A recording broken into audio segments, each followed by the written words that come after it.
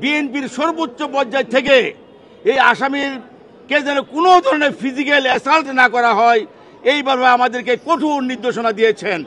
বর্তমান দেশপ্রেমিক সরকার দেরিতে হলেও গ্রেপ্তার করতে সক্ষম হয়েছেন।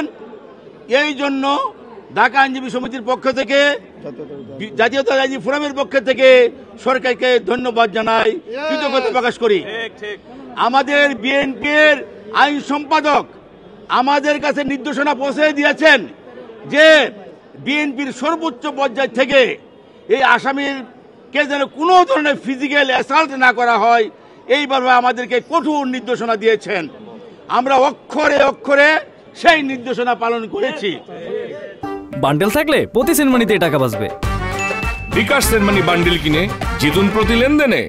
উনাকে যখন কোর্টে করানো হলো, আমরা সাবমিশনকে বলেছি যে উনি স্বৈরাচারী হাসিনাকে স্বৈরাচার বানাইতে সহযোগিতা করেছেন।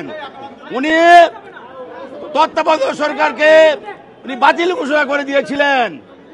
3 বারের প্রধানমন্ত্রী দেশনেত্রী বেগম খালেদা জিয়াকে তার বাড়ি থেকে কোনো ধরনের হিয়ারিং এর সুযোগ না দিয়ে উচ্ছেদের আদেশ দিয়েছিলেন।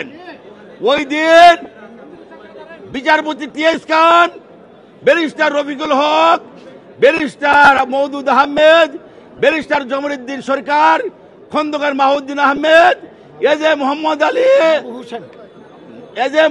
আলী, জয়নুল আবেদিন, ব্যারিস্টার কাইসার কামালরা ওই দিন বলেছিলেন যে আমাদেরকে 10 মিনিটের সময় দেন, আমরা আমাদের ক্লায়েন্ট সাবেক প্রধানমন্ত্রী বেগম খালেদা জিয়ার সাথে একটু পরামর্শ করে এসে হিয়ারিং করি। উনি 10 মিনিটের সময় না দিয়ে বেগম খালেদা জিয়াকে উচ্ছেদের বিয়ানি আদেশ দিয়েছিলেন। আজকে আমরা এই কথাগুলি বললাম।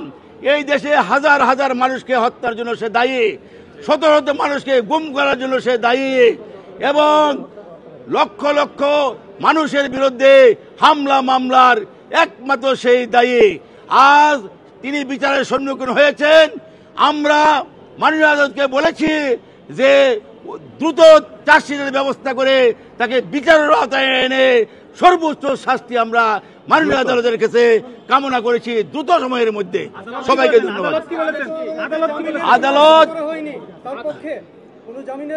তার পক্ষে, সে এতই ঘৃণিত ব্যক্তি যে তার পক্ষে কেউ জামিন শুনানির জন্য কেউ আসে নাই।